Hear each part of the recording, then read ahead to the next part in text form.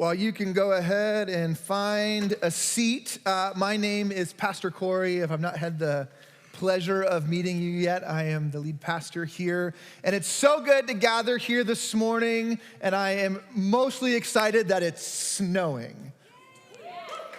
A few others? Okay, all right, a few others. Okay. First service was not excited about the snow, not at all.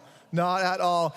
Today, as Aaron mentioned, is Epiphany. And Epiphany, it fits in the calendar. It's a season of time that the church has been celebrating for a really long time. And if you didn't grow up in the church, or you don't have a background in this, the church has a calendar, like we have a calendar. And the church calendar functions at a little bit different pace. So the church calendar actually starts about 4 weeks before Christmas Eve, with the Advent season. So the first season the church goes through is waiting for the birth of Christ. And then after Advent is the season we're in right now, which is sometimes called Christmastide or Epiphany. And this is when we live into the life and the teachings and the way of Jesus.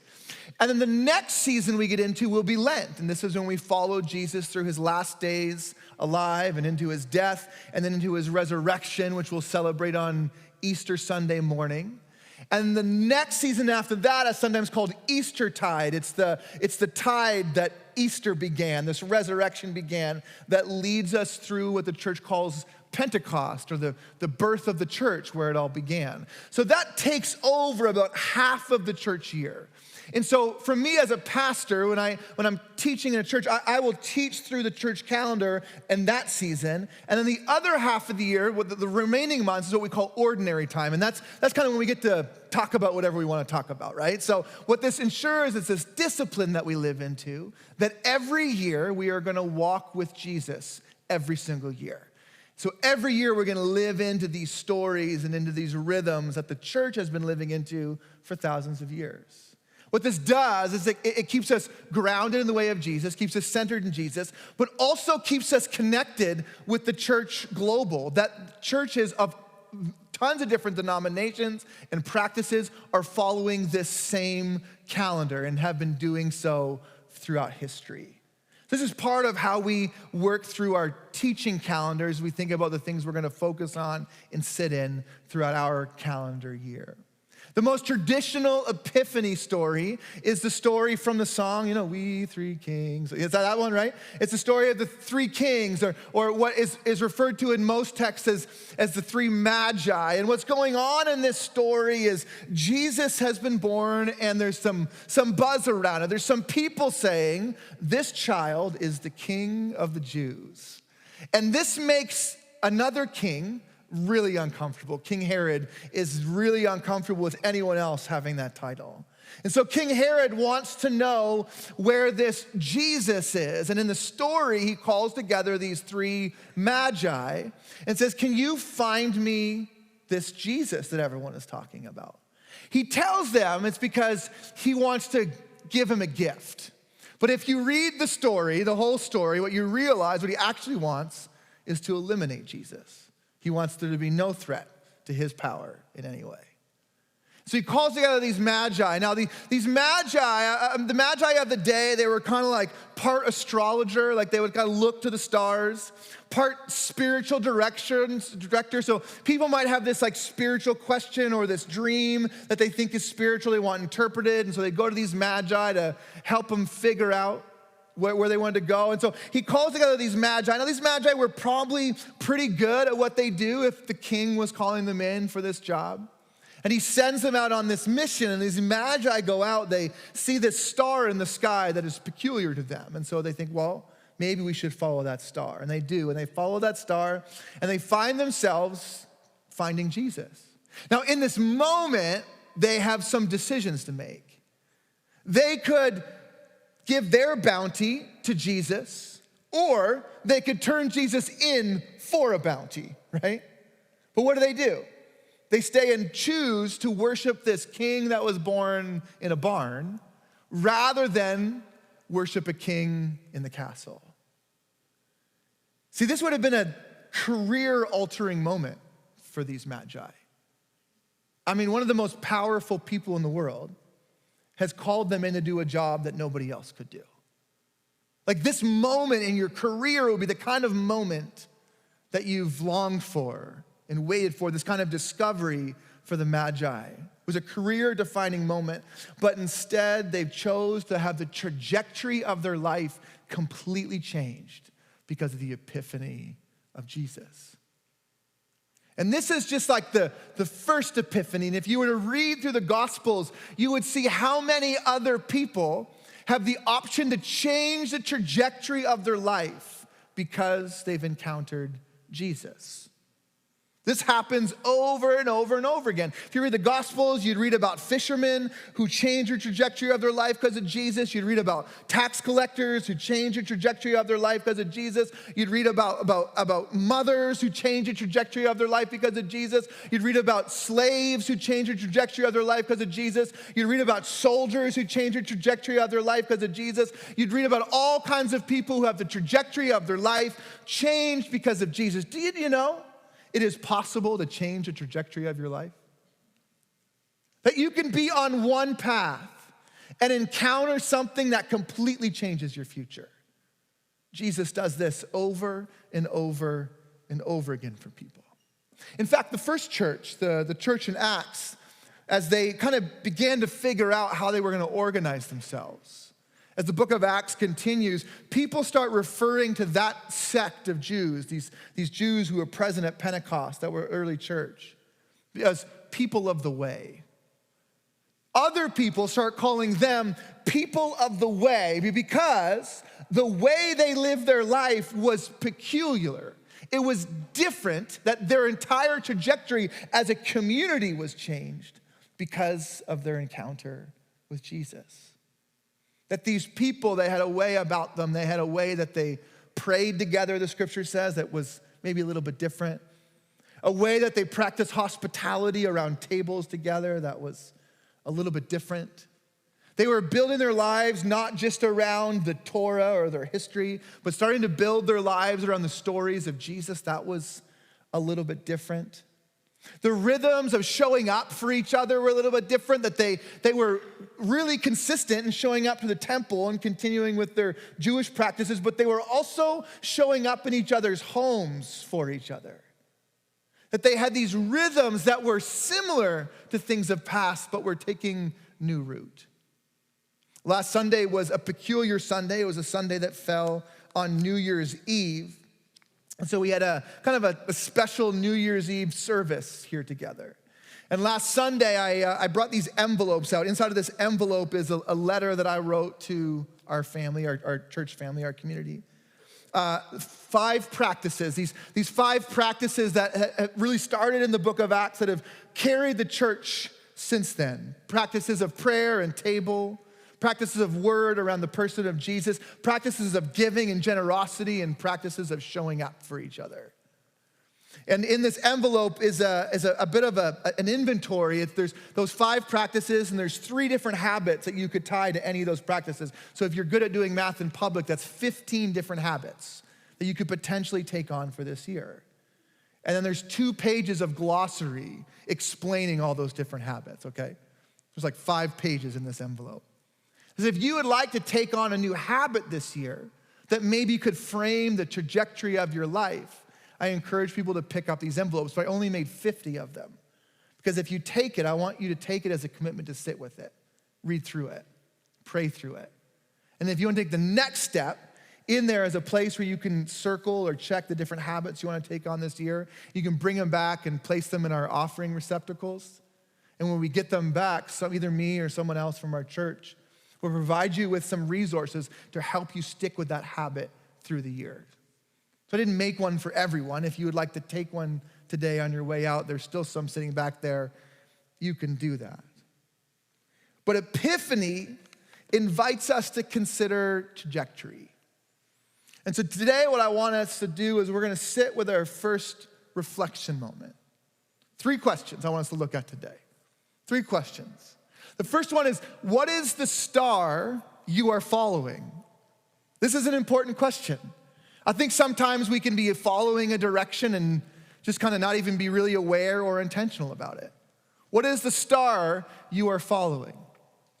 Next question is the star you are following worthy of the resources of time, energy, stress, money, the gifts you have that you're giving to? Is it worth it? I think it's really easy to kind of get going with our life and never take an inventory of what we're doing with our time and how we're spending our money and the things we stress about. We have time and we have money and we're gonna stress about things, but is it worth it? Is the thing you're worrying about and stressing about, the things you're spending your money on, the things you're spending your time on, the things you're giving your gifts to, is it worth it? Is it worthy of what you're giving to it? And the third question is intentionally much more Jesus-centered. I think these first two, whether you want to be a Jesus-centered person or not, are relevant in your life.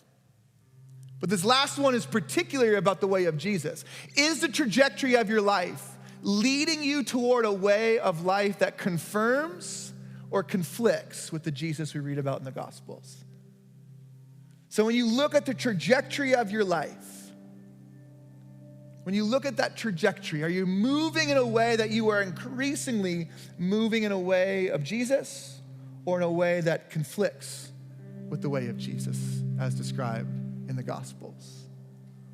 I want to take just a few moments today and sit with these questions. You don't need to try and get all of them. There's no award, right, for accomplishing these today. But maybe one of these questions you could sit with for the next few moments and consider the trajectory of your life, the star you are following, the trajectory you are on, how you're spending your time and resources, and whether or not that aligns with the way and person of Jesus.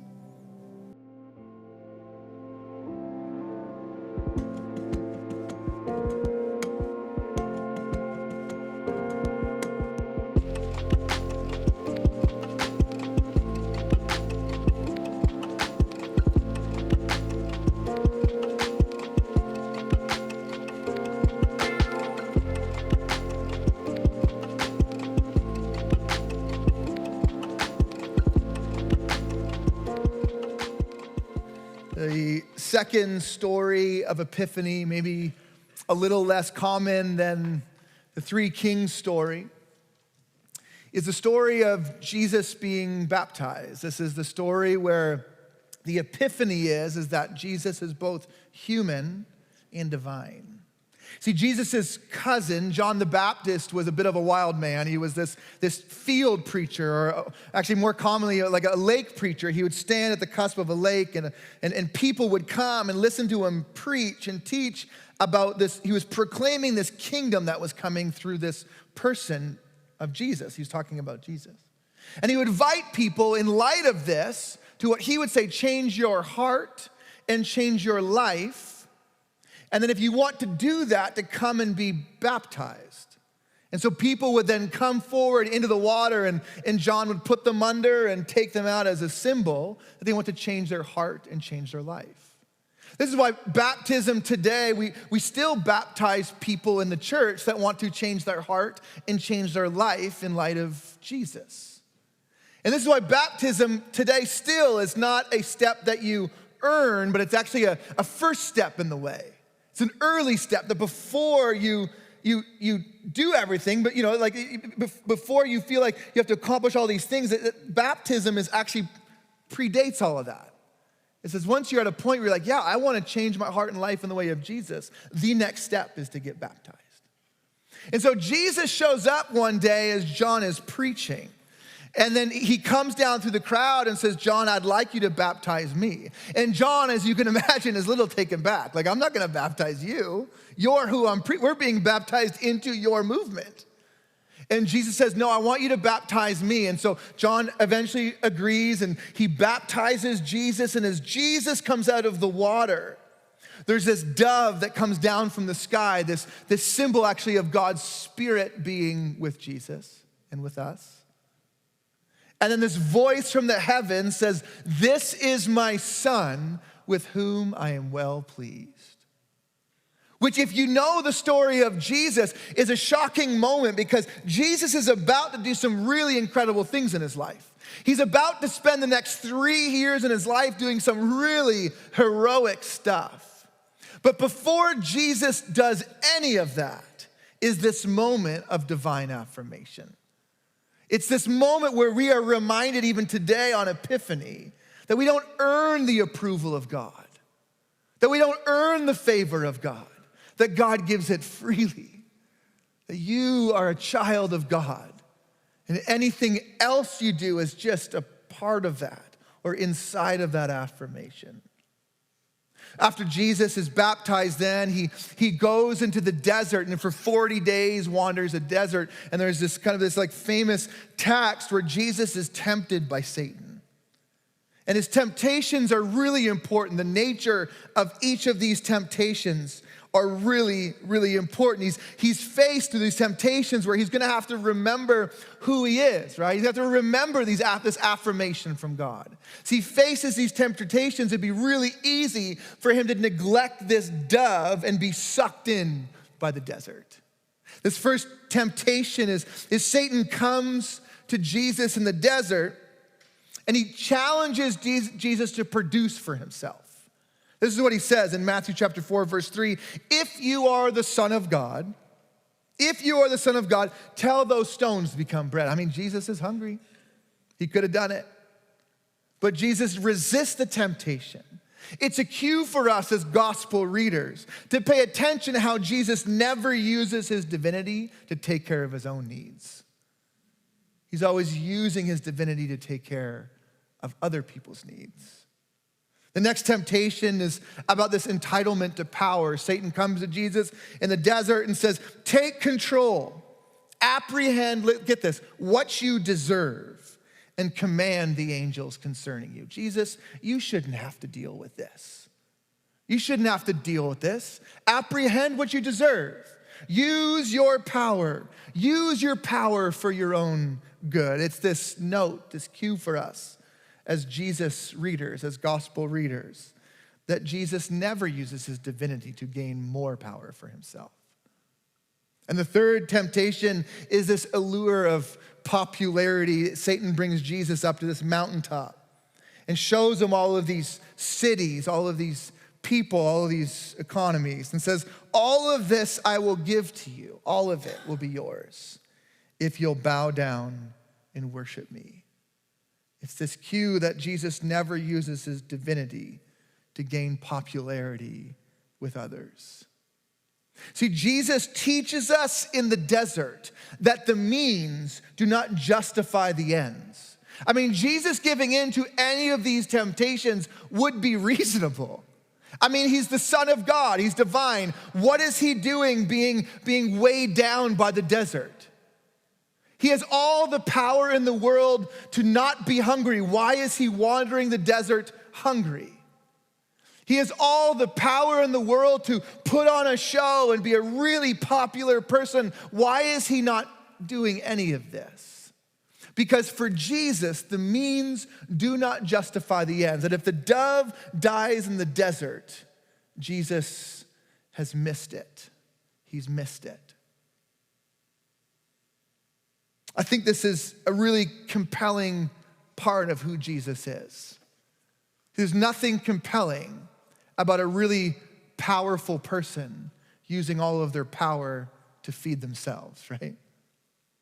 To gain more power. There's nothing compelling about that. What's compelling about Jesus has been so compelling for all of these years. He's always laying down his power to serve other people. The first church I ever worked in, I ever pastored in, I was in my mid-20s. And I got asked to come and be on staff at this church as a worship pastor, as a music person. And when I got there, this church was about 1,500 people, so a bit of a larger church. And when I got there, it was me, and then I had two very part-time staff that were on my team that I was their supervisor. And over the course of the next 2.5 years, that church doubled in size. Went from a church of 1,500 to a church over 3,000 in 2.5 years. My team, my staff that reported to me went from 2 part-time staff to 6 full-time staff that reported to me. I mean, things were going awesome. I was feeling so good about the gifts that God has given me on stage and off stage, that the power I had, the popularity I had. My wife and I we'd go out on a date, and every time we go out for dinner, someone at the restaurant would recognize us and just pay for our dinner. This was life. I was on the phone and in conversations with some of the largest churches in the country trying to figure out how to lead in this time. We were adding services. We were baptizing hundreds of people a year. But what people didn't know is I hit a point about 2 years in. We had our first child, and I'd sit in my office and 2 hours would pass by. I'd just be staring at my screen, completely burnt out. I'd be home with my beautiful firstborn child, Charlie, sitting on the floor with him, completely checked out, my mind somewhere else. That I couldn't have an intelligent conversation with my wife because my whole life was wrapped up in the power and the popularity and the producing that I was living into. I was done. That I'd missed out on these desert seasons, that my addiction to power and popularity and production, this desert that I refused to face, was destroying the thing that was most important in my life. My calling of what God has given me, the affirmations that God had placed on my life, and this beautiful family He put around me. I don't know what your life is like, but more than once, so I'll say 2 or more times, my closest friends have sat me down and said, bro, you gotta stop. You're moving too fast, too hard. You're stepping over people and running over people in the name of Jesus. This is not the way of Jesus. It's really tempting to avoid the desert. And in the desert story of Jesus, we are reminded that it's possible. It's possible to do things for Jesus and not be doing them in the way of Jesus. It's possible to be doing things for Jesus and not be doing them because of Jesus. And it's in the desert where we work out the way and the why of our life. God invites us to walk through these desert seasons, not to avoid them or pretend they're not there, but face them dead on so that we can come out the other side and have a life of ministry. I mean, Jesus goes on after the desert to do incredible things in people's lives, but I'm convinced if He does not face this desert, His entire ministry looks different. And Jesus invites the church, Jesus' followers, Christians to do the same thing. To face our desert, to face those temptations, to work through those things in our life, not so we'll have an end to it, but gives us the Spirit of God to be able to move through those seasons and have an incredible, fruitful ministry on the other side. I think it's so interesting that when the disciples, they come to Jesus and they're just starting to get a picture of the life they might have after Jesus. I mean, Jesus understands how difficult their life is going to be, but also the success they'll have. I mean, the early church grew really fast, became this global movement really fast. People like around the world were talking about this movement that started in Jerusalem, like all of it happened really, really fast. And the disciples are saying, well, Jesus, can you teach us how to pray? Listen to how Jesus teaches them how to pray. See if you can hear all the ties back to this desert moment. Jesus says you should pray like this: Our Father in heaven, hallowed be your name. Holy is your name. Set apart is your name. Your kingdom come. Your will be done on earth as it is in heaven. Give us this day our daily bread. There's that bread. Forgive us our trespasses or sins, as we forgive those who trespass against us, as we forgive those who sin against us. And lead us not into temptation, but deliver us from evil. For thine is the kingdom, the power, and the glory, forever and ever. Amen. So in this story, I want to spend some time reflecting on these 3 questions. The first one is the baptism question. Who does God say you are? Our children's director, Kiki, she's always telling the kids, don't forget whose you are. I love that so much.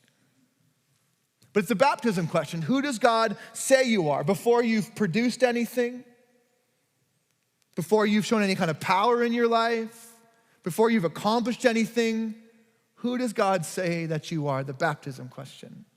The second question is the Holy Spirit question. It's being filled with God's Spirit question. What power are you operating in? Is the power you're operating in your own power? Are you burning the candle at both ends? Are you going so hard towards some star or trajectory in your life that you're neglecting the desert? Which power are you operating in? Is it your own power or the power of the Spirit? Because the power of the Spirit will lead you in and through those desert seasons. Which power are you operating in? And the last one, is there anything you are avoiding, hiding, or neglecting? It's an important epiphany question, right? Is there anything in your life, as we get ready to walk with Jesus over the coming weeks and months and years, is there a desert you're avoiding? Is there anything you're avoiding, hiding, or neglecting? Let's spend some time with those questions this morning.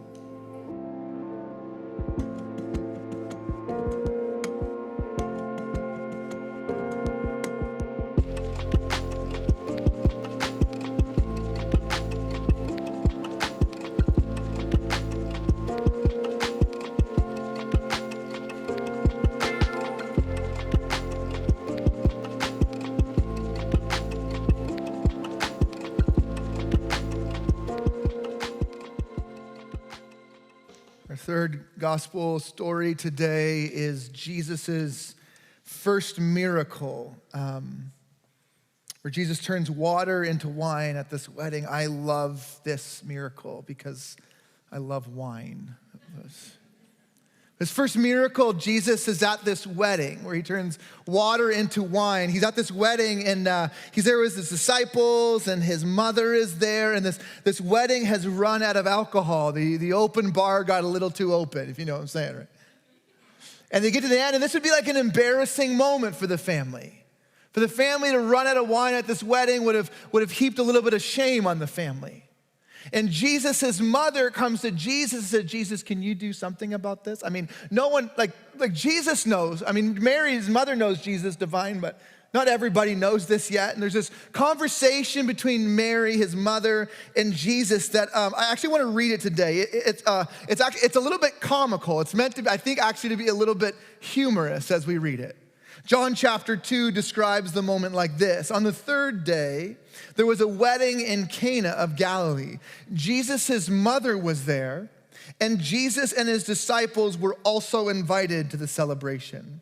When the wine ran out, Jesus' mother said to him, they don't have any more wine. I don't know if you've had these kind of moments with your mother, where a statement is made, but it's not a statement. There's an ask here. Jesus, they don't have any more wine.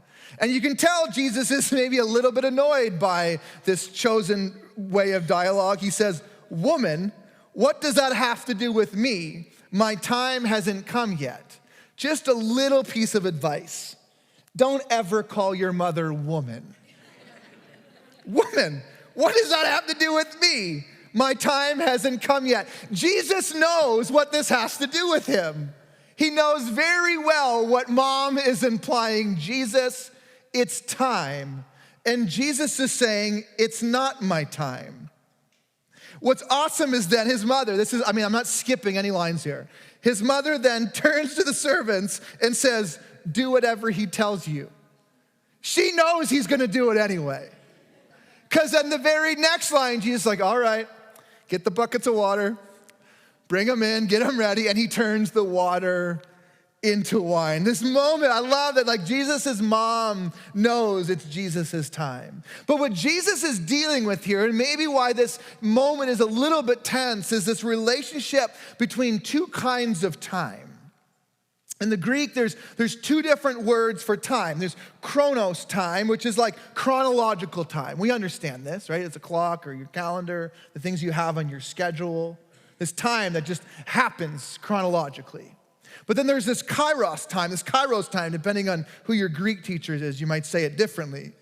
But it's this opportune time. It's like, for such a time as this. This is what Jesus is saying. It's not time for me to interrupt this chronos thing that's happening in my life. Jesus knows that once this opportune time happens, once I perform this first miracle, word is gonna get out about who I am, and he'll begin to set the clock, the chronos time, on his eventual death, his murder by the state. So there's this interplay between Kairos time and Chronos time. I mean, we get this. We do this in our lives too, right? We actually celebrate Kairos moments. A birthday party is a celebration of a Kairos moment, right? Those of us who have kids or in families where kids are born, you know that once that child is born, your Chronos life is completely different. This Kairos moment changes your Chronos schedule. Maybe you celebrate other things like anniversaries, like your first kiss or your first date with that special someone or your wedding anniversary. These are Kairos moments that everything after, because of that interruption in Chronos, all your Chronos from there out is different. That this miracle is a Kairos moment with Chronos implications. This happens in larger realities in our life as well. I was 16 when I first felt like God was calling me, inviting me to be a pastor.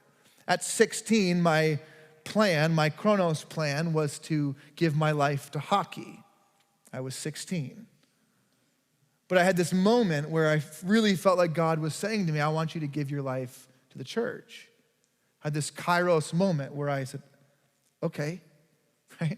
And from there, that meant I went to like a Bible college, a ministry school, instead of going and playing hockey for a junior program or some college somewhere. In college, I started this band that ended up touring for the better part of a decade. But it was during that time that most of our touring happened in the U.S. I grew up in Canada. And so the way we would come into the country was often through the state of Michigan, where I met my wife on one of those tours. And over the course of a few years, we built a relationship and eventually got married. And then together, we made a decision to leave Michigan. And we moved away to that church I referred to earlier. And then we moved to Portland, Oregon. It was while we were in Portland that the pandemic hit and this church that we started crumbled to nothing. And we were going through a really hard time in our life. And I was done with ministry and my wife was done with Portland. And she said to me, I want to move to be closer to family. I want our kids to grow up with family. And so we made this decision to come back to Michigan. It was in that time when I was telling God in prayer that like, I'm done with the church. I'm done with ministry. I'm done with being a pastor. I can't do it anymore. And it was in some of those prayers that God said, are you sure? Like, would you just have a couple conversations? And I agreed. And one of those conversations was a Kairos moment with the elders at Westwinds Church, where God moved around a kitchen table. And I felt like God began to heal my own heart in an interview at Westwinds. And I became the pastor here. And over the last 18 months being the pastor here, we've seen a lot of Kairos moments over the year, haven't we? But I go all the way back to this moment when I'm 16, right?